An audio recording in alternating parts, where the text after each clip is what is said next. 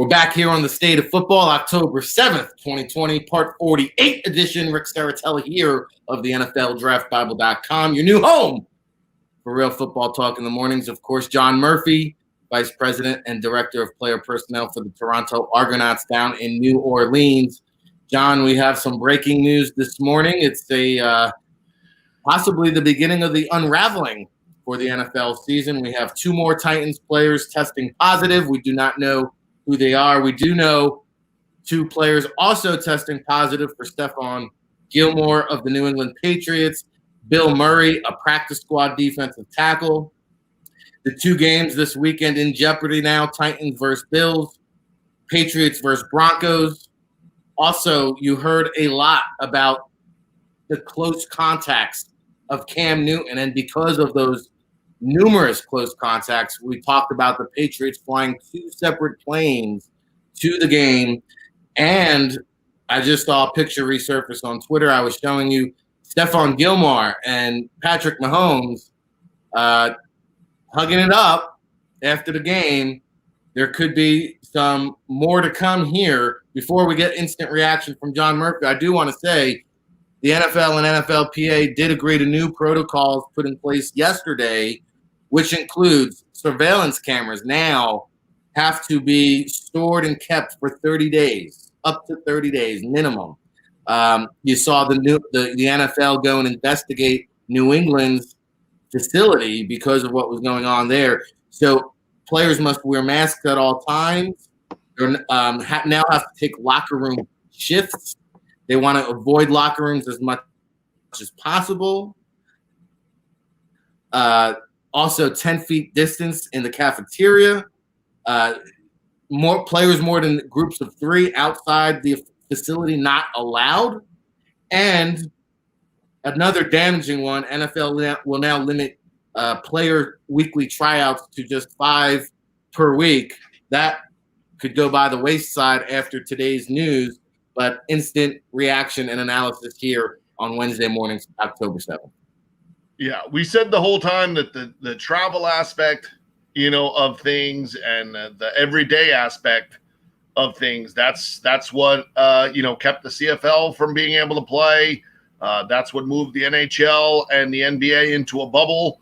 That's what has the Yankees playing the Rays in San Diego and San Diego playing the Dodgers in LA. So, it's about to get to the next step, and I think the NFL is got to be today round the clock having the conversation about we have to bubble. We have to, at minimum, individually bubble the way the Saints and the Cowboys were at least talking about. Hey, there's a hotel connected there in Dallas. There's one downtown in New Orleans that's owned and operated by the owners of the team. I mean, you have to do something next level for it. Or like you said, now you're talking, we've already moved the one game, to a bye week. Now you have the Bills. Are they playing Sunday? Well, they can't play Monday because they play Thursday, So, and here's the other one that's really interesting. It all hasn't happened immediately. And we don't want Patrick Mahomes getting this under any circumstance.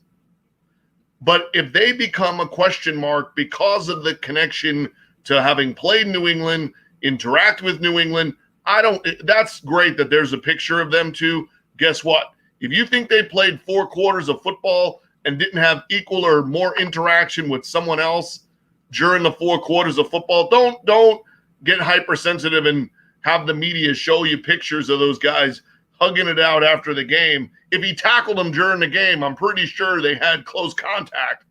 So don't worry about a photo that you see when we played 4 quarters, of football. Come on now.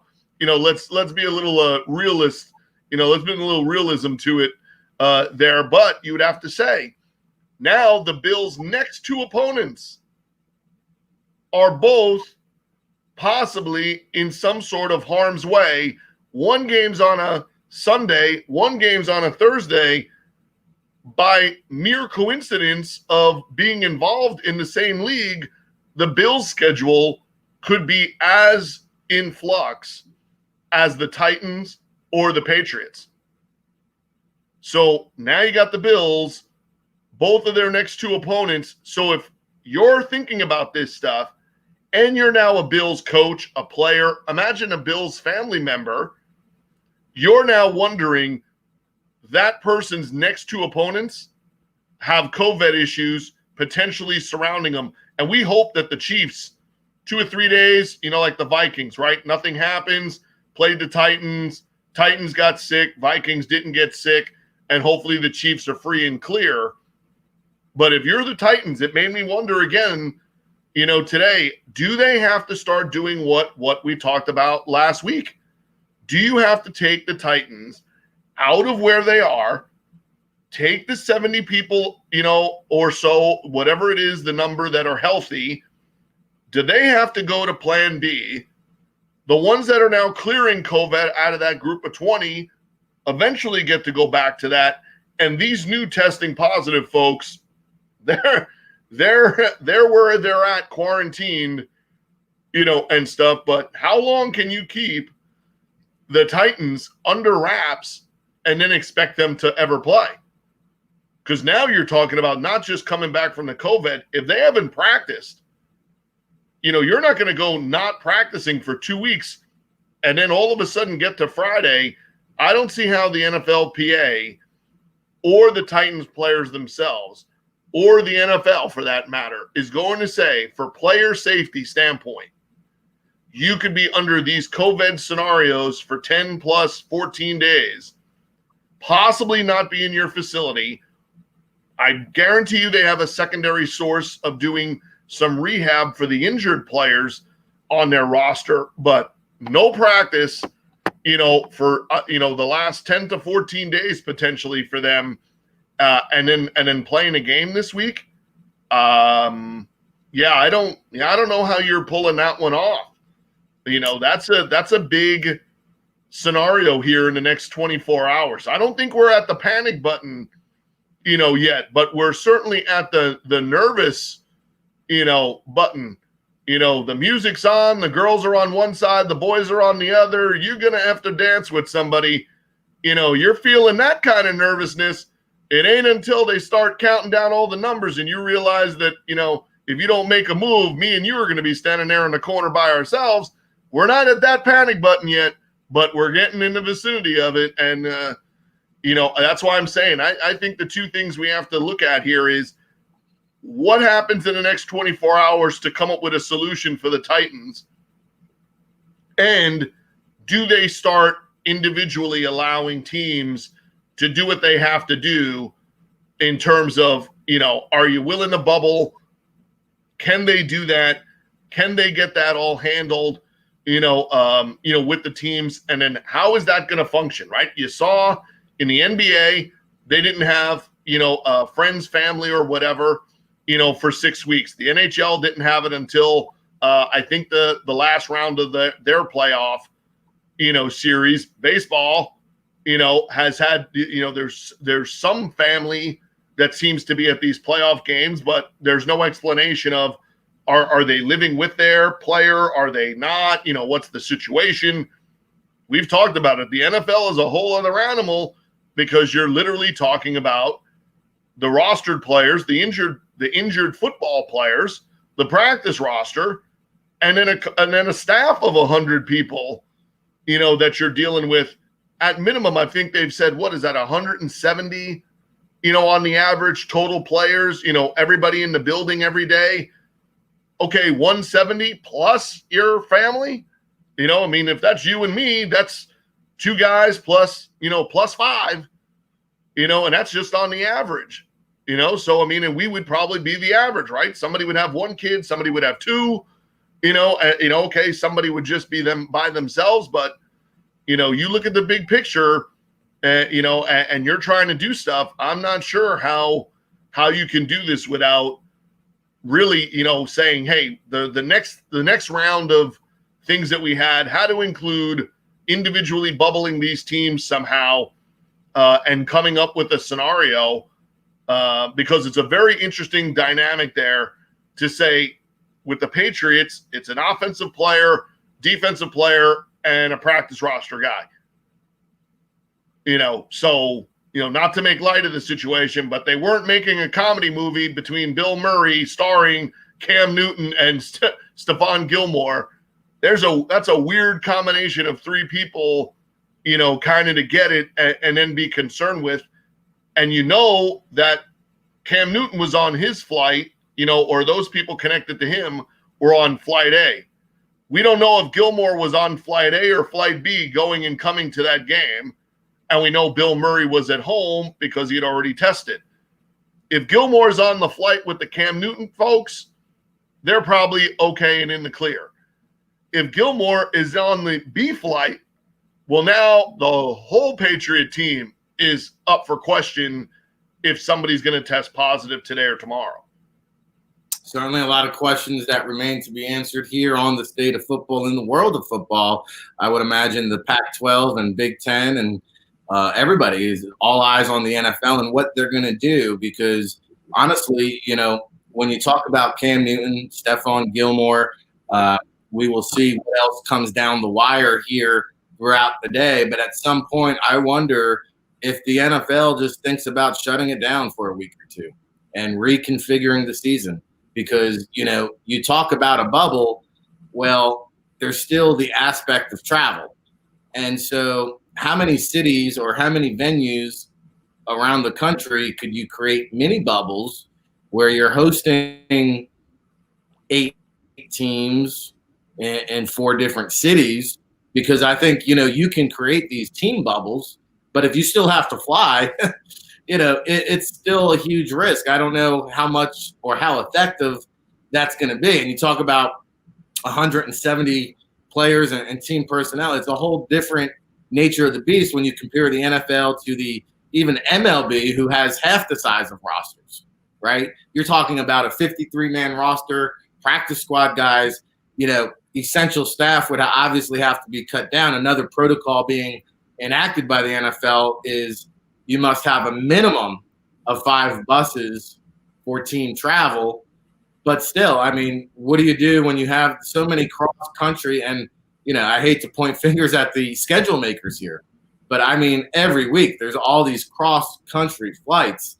I think they messed up on the schedule. I think that there's going to be more that comes down the wire here. And the Roger Goodell and Park Avenue is really, I think, feeling very nervous at this point in time. But I'll go back to my initial point, John. How realistic is it? Yes, you can have team bubbles, but in my opinion, until you have regional bubbles where you're hosting 8 teams, 16 teams in one city, Disney World's pretty big. Do they have a field? I don't know. I think that's the way you have to go ultimately, or you're going to have a 2-week bye for the entire league. Yeah, they're like I said, they're close to having to come up with whatever their plan B or whatever their ideas were, for if this happens, what do you do? And the good news is that you had to have these different protocols and different scenarios in place because you had seen it before. Like I said, MLS, Major League Soccer doing that tournament, and Dallas and Nashville, I believe, had to opt out a week before or the week of the tournament, because of the COVID, and you saw teams and things having to adapt, so we said it was crazy, but it's either going to boil down to, do you do it to where you're just playing, to this week and coming up with a scenario for a 12 game, does the NFL have to look at scenarios for, 10, 12, type game season, and the playoffs? Do they have to look at, divisional, games, and changing around, the optics of the schedule? Well, the problem with that is, you still have divisions like, if you're in the East, you're traveling to Miami. If you're, out West, you're still getting on a flight, and going to different places. And, that's, it's still a struggle. You have a division with the Colts, in the Midwest, and the Texans and obviously Houston, and then Jacksonville down in Florida. So, even trying to make heads or tails of how you could, kind of fix this up, it becomes very difficult if you did not have that initial idea in place, because in the NFL, those divisions are not aligned like it's, truly a regional division. They're not 100%. Some of it is, but not all of it is. So you still have the Cowboys in Dallas, going to New York, going to Philadelphia, going to Washington. And like we said, same with Miami, same with the AFC with the Texans, the Colts, and the Jaguars. You can get Dallas up there in the Northeast, and then all of a sudden Philly, New York, Washington, Dallas, that becomes a bubble. Right? Yeah. I mean, but, it's just unbelievable. And this comes on the heels of several teams allowing fans into the stadium this week. I mean, I think they've got to be rethinking that strategy, because I'm seeing some venues allowing 12,000 fans, 5,000 fans, but there's a slew of organizations that are going to allow fans into stadiums this weekend. I mean, what's your thoughts on that one? Well, I mean, I know just from hearing it locally that so LSU had a home game. Baton Rouge has not had an uptick. There's been no uptick, in positive cases anywhere in the state. That would give you an indicator that by them going to a game and having, I think it was 12 to 20,000 people were allowed at that game, that it has not created then a stir, or a flare up in terms of that. And that led to them asking to get the 12 or 20,000 people that they wanted for Monday night's game this week between the Chargers and the Saints. And now that may or may not be affected by things other than just COVID. As we saw late last night, Missouri will now be hosting LSU this weekend to avoid any ramifications from the impending storm that's kind of in this area and could be headed this way by the weekend.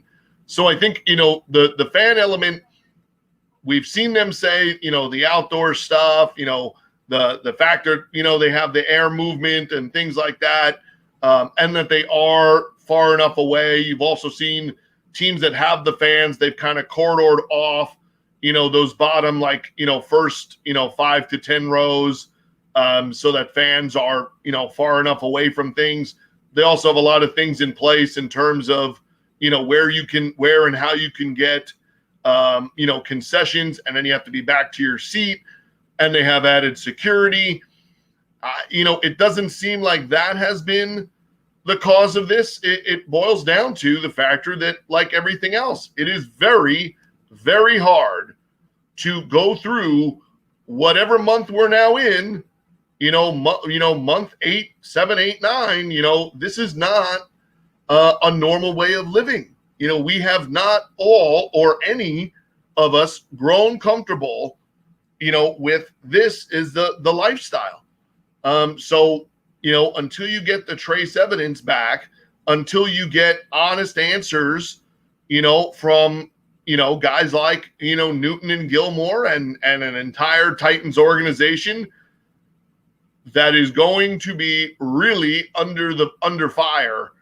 I believe that, much like, and it's a totally different scenario, but, much like they found out, that some of those fires out West were started by something as simple as a family that was out there doing a gender reveal, and their gender reveal went wrong and may have started some of those forest fires. Whatever went on there with the Titans, if it comes out to be something, where they were very lax with some of their things, they're going to take a beating.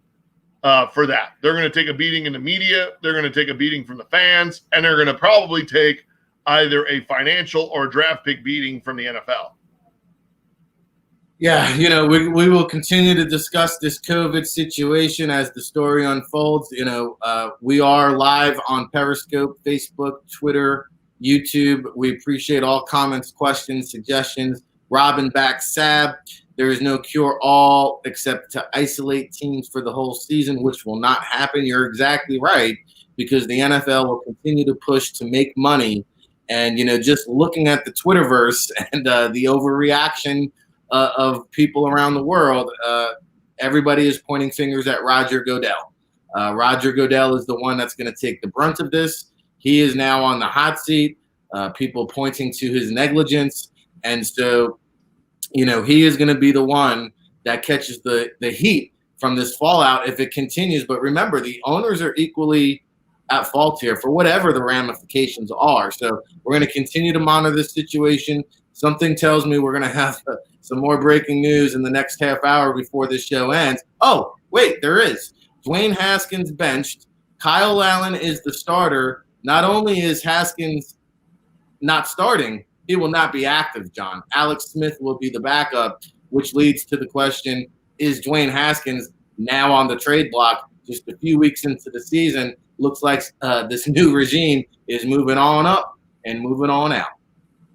Yeah, and the thing you have to ask yourself is, when the Redskins did the interview process with things there, was this part of the conversation, right? And I thought his agent, explained it very well, considering A, it's Dwayne Haskins' agent, and B, he clearly has, both feet, involved in this situation. You have a kid with a new coach running a new offense with less of his veteran weapons around him, with new offensive line choices in a scenario like we're dealing with right now. And we've decided that Dwayne Haskins can't play with no preseason, no offseason, and we're at week 4. Okay. But I'd like to know where in that conversation, when the new people were being hired, was it, hey, I'll give him a shot, but I don't think he's a dude. Well, he's not really our guy. So you got to always wonder, right? And it'll come up in this new situation that the Texans are dealing with. If you hired, and I'm not saying he's interested or would want it, if you hire Dabo Swinney, well, he's all in on Deshaun Watson. But if you hire Joe Guy, if you hire whoever that offensive, genius is that they go after, or you bring an up-and-comer in and hire a veteran head coach, or you hire a defensive-minded guy or something like that, there's nothing to say that guy doesn't turn around at a certain point and say, well, hey, I'll give these guys, this group of 5 or 6 star players, a look. But really, in the back of my mind, I don't know if this is a group that works well together. What if the guy you hire says, yeah, I'm not in with the J.J. Watt anymore. He's not a guy for me. We want to go in a different direction with different guys. So you don't know what was said and when it was interviewing Ron Rivera, when it was, interviewing, the people there that they were bringing in. Was the Dwayne Haskins thing, that's our guy, we drafted him, and I'm hiring folks to turn Haskins into the player that we drafted? Or was it, I want Ron Rivera and his people, and I'm willing to sacrifice whatever it takes to get those guys, including as an organization, by saying, hey, can you really take a hard look at this Haskins kid? And if you don't like him, then do what you want to do. Well, they showed you what the answer was when they signed Kyle Allen, who was their guy in Carolina. And they double down when they show you the willingness to have Alex Smith get back involved, be active, and then keep him active when most teams would have probably IR'd him for the first month of the season. So you kind of had your answer in different ways, throughout that process. And now I think the best thing for Haskins is that this has come and gone, because it's not dragged out over a 2 to 3 year period of time. And now there certainly was at least somebody else, right? There's at least one other team. If there was a team that traded for Josh Rosen, right? If there were teams that have made the moves they've made, there will be a move that, allows Dwayne Haskins to go somewhere. A, he's on a rookie contract. B, some people are going to look at it the way that I am from a, just a optic standpoint, and like I said, I think there's going to be somewhere that he can land to give him a shot to get evaluated completely, again, and then we'll know if he is or isn't. Now, is he my cup of tea? No. Do I think he can play? Yes. Have you seen enough to think he can compete to be a starting quarterback in the NFL? Yes, and then no, because I've seen it, but then it's not consistent enough for me to say, yeah, somebody should jump on that, make a trade, and there's your guy. But he's a good enough guy now that if they've made that decision, it's the best for all sides, right? It's the best for the Redskins, who are not really going anywhere. It's the best for that kid. But it now becomes very difficult when you take a guy and make him go completely inactive. That is sending a different kind of message, and I'm interested to hear that message. And I hope it's something other than, well, Alex Smith deserves a shot, or we're going to go, like, don't give me the generic football answer.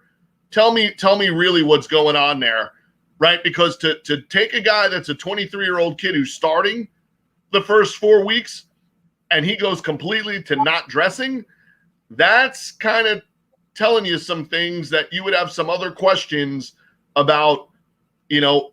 Are you saying it's a lack of preparedness? Do you not like something about how he's interacting with guys? That calls into question more than football when you do that. And I know the Redskins can get away with saying, well, hey, Alex Smith, gives a veteran component, behind Kyle Allen. We're giving this group of guys the best chance to win. All that's great, but you have a little bit of answering to do, in terms of you stood behind this guy, you went through the draft. I didn't mind Kyle Allen. I liked some of the moxie I saw out of him. He had a lot of turnovers there, in his opportunity down the stretch with Carolina. That certainly is not your long-term guy. He could be your long-term backup. I don't know if I see him as your long-term answer. Yeah, a lot of transition going on here in Washington, especially with the uncertain status of Coach Ron Rivera. But you do have to wonder now. You saw Jay Cutler on the bicycle, catching flack. I remember last year with Gruden, Haskins not playing, hanging out on the sideline, just looking disinterested. A lot was made about the media overreacting. But you know what? I never saw Aaron Rodgers do that when he was sitting behind Brett Favre. I never saw, Steve McNair do that when he was on the bench for 3 years. And, here's a guy that literally would just stay on the bench during timeouts, not even join the team in the huddle, not be involved in what's going on with the offensive, the offensive coordinator or Jay Gruden would be talking. And here's a guy who's not even paying attention. So you wonder if that has trickled now into the new regime. And I know what the answer is going to be. The answer is going to be, well, Kyle Allen gives us the best chance to win. But what is the answer as to why Haskins gets demoted from first string to third string? And he's making $1.5 million this year, but he now has 11 games started under his belt, a 3-8 record, 2,300 yards passing, a 60% completion percentage, 11 touchdowns to 10 interceptions. So let's be honest, he's not lighting the world on fire here, right? 77.8 career rating. But, we talked about these one-year starters in college. You go back in the history of time over the last 20 years, the most successful one-year starter to come out of the draft is probably Mitchell Trubisky or Mark Sanchez. And I'm not trying to be funny, but that's the reality. One-year starters at the college level just aren't working out in the NFL. And it's a lot to handle. And so now you have to wonder, whoever does trade for him, he's not going to be the clear-cut guy. He's going to be in a competition with somebody. But if you don't have a quarterback, if you're looking for an answer, hey, you have a high draft pick. Even if you draft a quarterback, if you can afford it with the salary cap, why not take a guy on like Haskins? I think now you have to totally redshirt this guy. Like what? I think Jameis Winston, is he in New Orleans now? Yeah. This is what Dwayne Haskins needs to do. Go to a team where you could sit behind somebody and learn, adapt to the game, become a professional, and really take your game to the next level. Because you know what? You're not out here playing Rutgers anymore. Yeah. Well, I mean, here's the two things, because we heard it leading up to the draft that year, right? Was he was hot, then it was the combine, then he was still okay, and then he got cold, right? Like that's the thing we were saying about these quarterbacks is it's like you want to hit your moxie, right? Like you want to hit your stride when it's the right time to hit your stride. You don't want to be out in the lead on the marathon of the draft at the 10 or 12 mile mark and catch fatigue at mile 18, and then start struggling to the finish line, right? You want to be able to hit it at mile 18 and then kick it into full gear, and you want to run through the finish line of the draft so that, you get, picked as high as possible. And I remember in that time frame, closing in on the, in the last stretch, all of a sudden Drew Lock had a murmur, right? All of a sudden he could be a guy rising, but the guy falling was Haskins, right? And anybody else that you were mentioning that could be moving and you put them with a team, it always came at the expense of Haskins. So I think there's two things there. One is he's not a totally refined player for where he was picked and what kind of accolades he had in the fan world, and media world of looking at these kids and listening to everybody they listen to come up with their decision making. He's not a guy that's got great accuracy down the field. He's not somebody, he's decently athletic. He's not a statue like Cardell was. He's average for that size and position, which now causes trouble with moving the pocket or having the pocket pressed. And what do they not have? They don't have a great O-line at the moment. And they had Peterson last year, but they don't have just a holy cow ground and pound offense and offensive line like they might have had at Ohio State. He has Gibson, who is showing to be a really good-looking future player, right? You look at the stats Gibson put up through 4 weeks as a rookie, and I know Christian McCaffrey is a whole other animal, but those numbers look awful similar through 4 games of their career. So Gibson looks like, you hit on him, and he's a good-looking player, for the future. But you don't have Jordan Reed, right? You don't have anything else other than McLaurin, who's the real deal. But you are not playing 1985, 5 and 7 step, drop back, clean pocket with the Hogs and a run game. You don't have that. You have none of it. So now what does he look like if he gets his footwork and mechanics together? He gets himself timing-wise on the right page to have a cleaner pocket. You get a better version of what we're seeing. But again, that might not be enough to be better than Byron Leftwich. It might not be enough to be more than ever the 20 to 32nd best quarterback in the league if you refine the parts of his game that weren't really parts of his game coming out. Footwork and athletic ability, average. He's not a deep ball thrower, even though he's this big, impressive looking physical specimen. And he had little things that people would nitpick about how he interviewed, answered, came off at times. And I think the critical thing here is, if you are trading for Dwayne Haskins, the number one thing I think Dwayne Haskins now needs is, just like you heard from Jameis Winston when he went to the Saints, the two things that Winston liked the most was he trusts Sean Payton to be hypercritical of his flaws.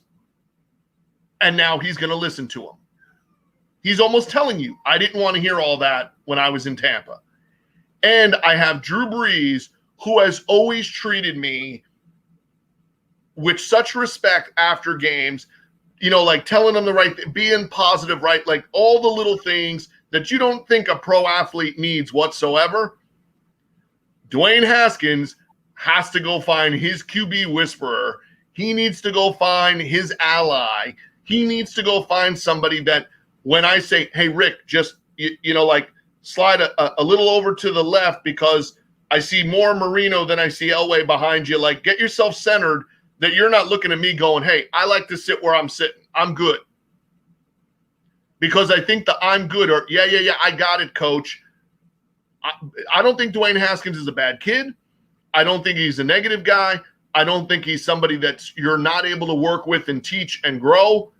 But I do think he has some maturity to do in the optics of the NFL football, professional football world, to be like, hey, look, these guys who are working with you, whether they drafted you or not, they are not making this change because they think you are a franchise quarterback who is the next Tom Brady, right? They are not running you down because they are not Dwayne Haskins fans. You know what they are fans of? Winning football games on Sunday, Monday, or whenever the game is scheduled. They're not seeing that in you. So the hardest thing for Dwayne Haskins at 23 years old to understand is there's something not working yet.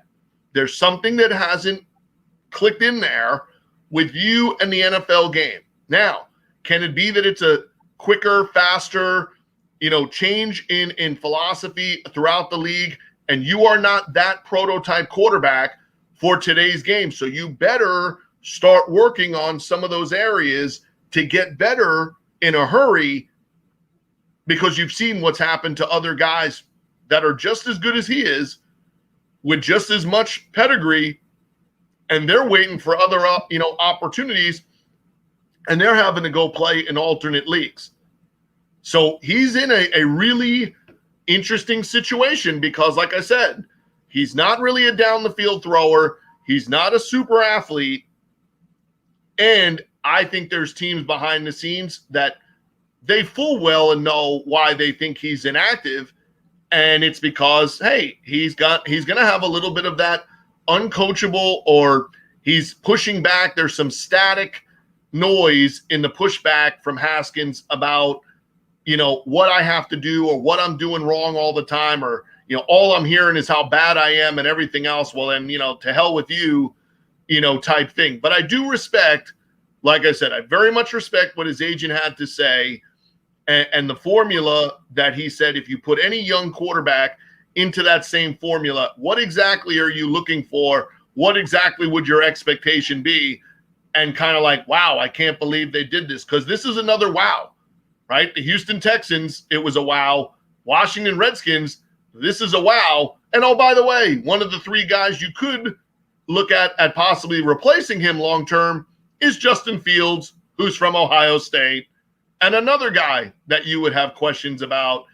So if you look at it, the Giants have quarterback problems. The Jets have quarterback problems, but the Redskins might be the type of team that could use Trevor Lawrence almost as much or more than anybody, because a clean-cut prospect who is your quarterback, who you could put that jersey on and try to then turn things around with Ron Rivera, that might be about the best marriage you could make in terms of an NFL team needing a clean quarterback prospect like Trevor Lawrence. Well, I will say this as a parting shot to Dwayne Haskins. He's a Jersey guy. He's got that Jersey swag, and I spent probably a good hour with him at the Heisman. And got a chance to see not only how he interacts, he's a very calculated, well thought out individual. And you see him taking the time to think about his responses. And then what he says is confident, borderline cocky. And you're like, maybe you shouldn't have phrased it that way. And you sit around for an hour and listen to somebody talk, you kind of start to get a feel for how their mentality is, how they look at things. And, I got worried there. I was concerned there just based on the interactions, his responses. And yeah, he's a young guy, but he needs to take a slice of that humble pie. And, we talked about it. I don't know if it was this week or last week, the Ohio State QB bias. Well, I'm starting to believe this one-year starter bias is a real thing because nobody has really kind of showed me that it can work or that they can be successful. And I know, Sanchez went to the back-to-back AFC championships there early on. I don't think it had anything to do with Mark Sanchez. It was a lot to do with that defense, which, oh, by the way, Trey Lance, a one-year starter, declares for the NFL draft yesterday, John. How much now of this one-year starter bias comes into the evaluation process? Will this Dwayne Haskins situation have any impact on how teams view Trey Lance? I think, it will and it won't in the sense of you have two different styles, two different makeups, of the guy.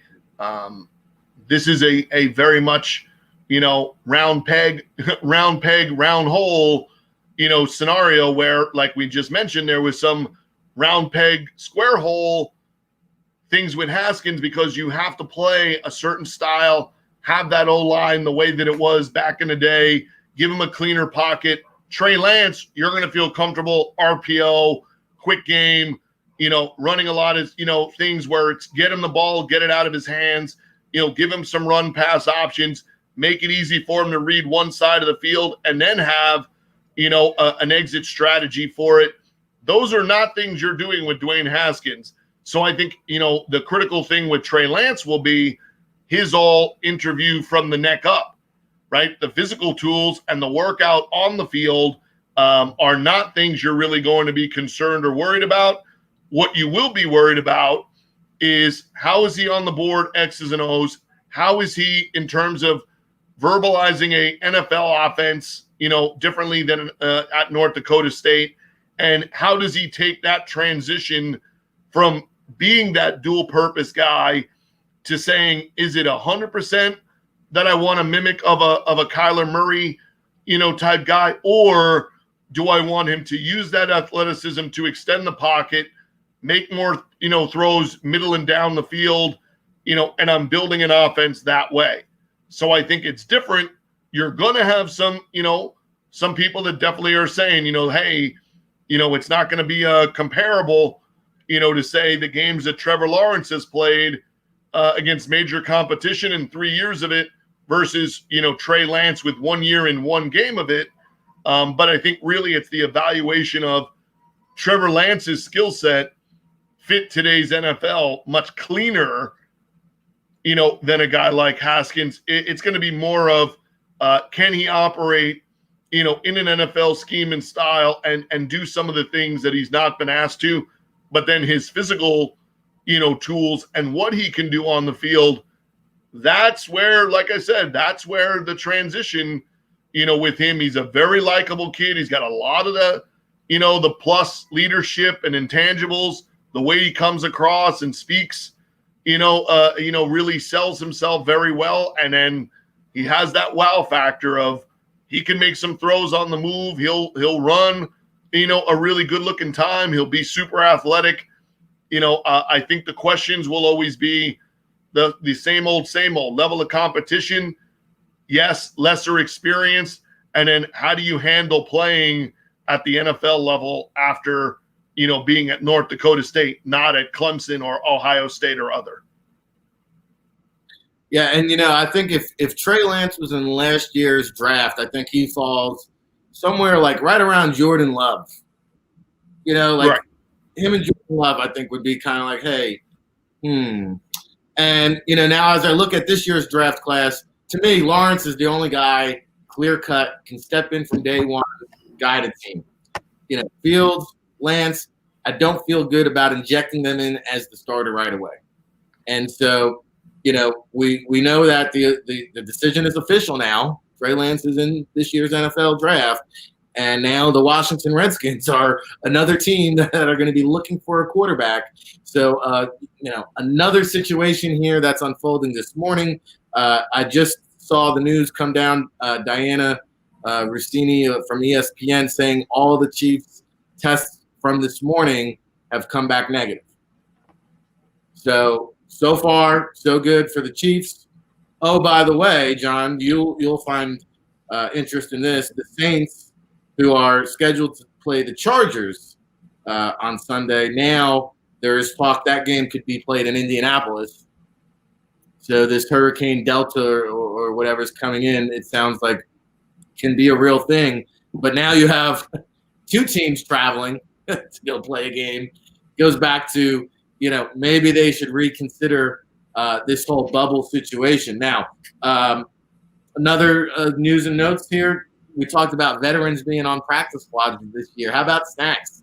Snacks Harrison gets picked up by the Seahawks, placed on the practice squad.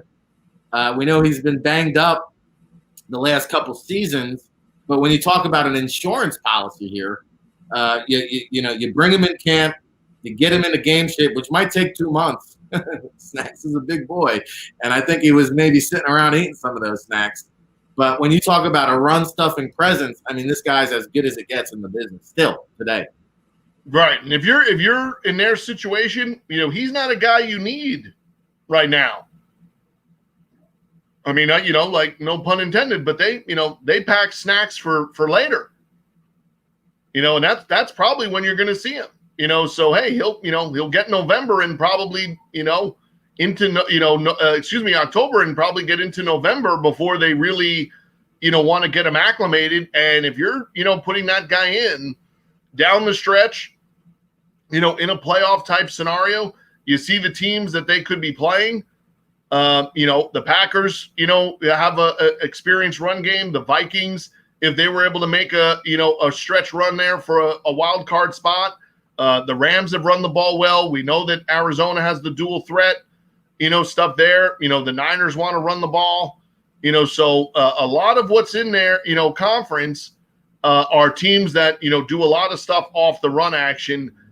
So I think he's an excellent guy, especially like I said, you're going to use him as a rotational guy. You're going to dress 7 or 8 D linemen for a late season or playoff game. Man, the 15 or 20 snaps that you get him in there for, he's going to be a load to deal with. So I think a good move there, and a guy that if, again, you talk about Pete Carroll and, and just the setup they have, whatever he's got left in the tank, that Pete Carroll is the perfect type guy to coax it out of him, and that Snacks Harrison will be excited to play for a guy like that, because he is for a big dude. He's also a very big-hearted guy, right? He's a really super person, on top of it. And he's really turned his life, around and, made the most of, the opportunities that he's had. And it's great to see him back. And it's a very good spot. And it will not be surprising, to see that guy, plugging it in there down the stretch for a team that's pushing, to host playoff games. And he's a really good asset, especially when you look at not only have they lost guys to injury and, to reformulating that roster, but they have a lot of young players on that side of the ball. And a guy like Harrison, no matter how many snaps he plays, putting a guy like that in your building is going to make your younger guys better. Mm-hmm. No doubt. And I think, this is obviously some heavy ammunition for the playoffs. I think this is designed specifically for the playoffs, because you might not get more than 4, 5, 6 weeks out of Snacks. You throw them in there the last 2 games of the season, maybe get that engine revved up, ready to go, and then plug away come the postseason. So, I'm reading an article about protocol being routinely violated. The jersey swap has continued to happen post-game with no violations. Post-game interactions within 6 feet of one another is not being enforced. And then, obviously you have the head coaching mask-wearing violations. I mean, we've seen the NFL kind of drop the hammer on teams already. I think the Raiders are up to over, close to a $500 million in fines, or $500,000 in fines. Will Goodell now continue to drop the hammer on the players that violate these post-game interactions, the jersey swaps? We saw the picture of Mahomes and Gilmore there. I mean, it's clearly a violation. Will the NFL now take action and fine the players? I think it's going to stay more with the team and say that, like, hey, your individual policing of it, the players are getting, their vibe from the clubs.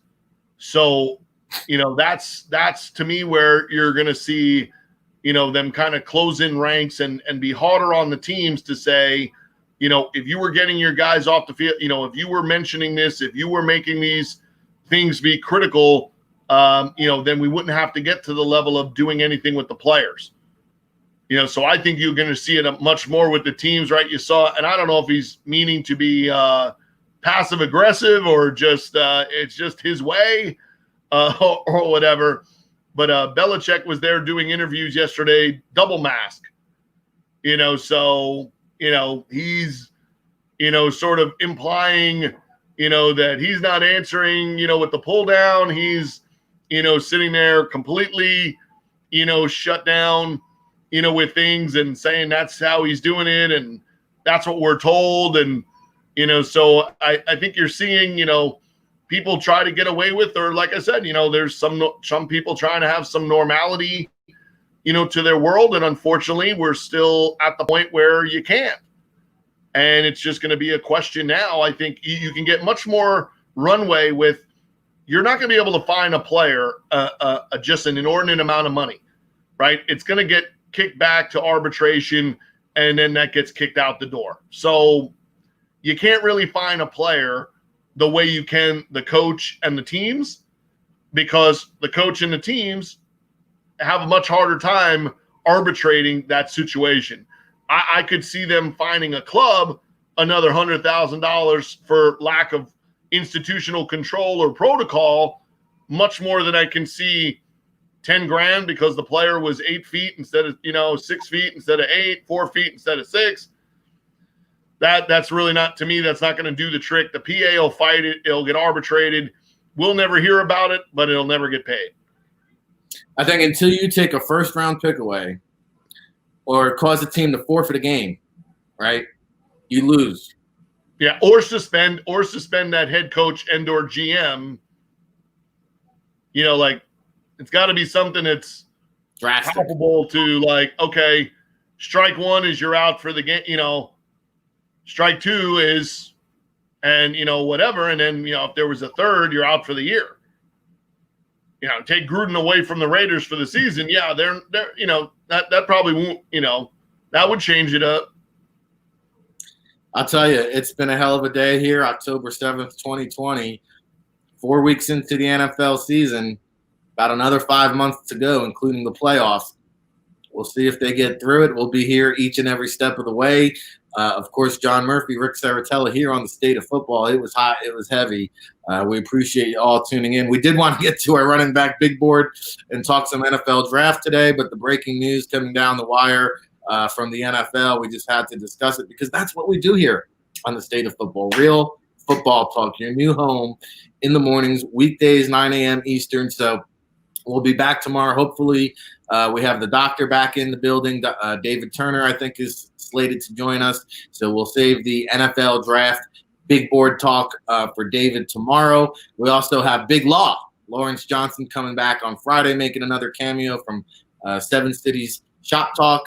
And John Murphy and myself will be back at it again. John, I'll tell you, what a show. Buckle up, double chin strap kind of affair. Pardon shot for the people here.